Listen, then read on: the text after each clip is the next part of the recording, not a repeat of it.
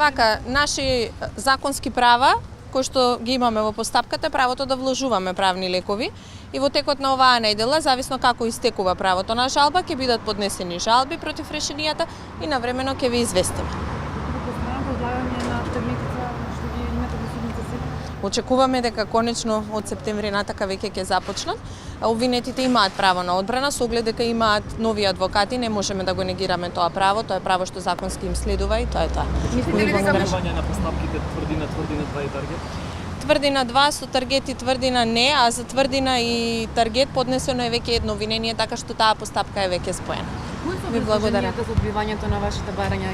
Различни се, да, ќе ви известиме дополнително кога ќе ви информираме за сите жалби, ќе ви информираме и за причините поради кои се одбиени нашите барања. Ви благодарам.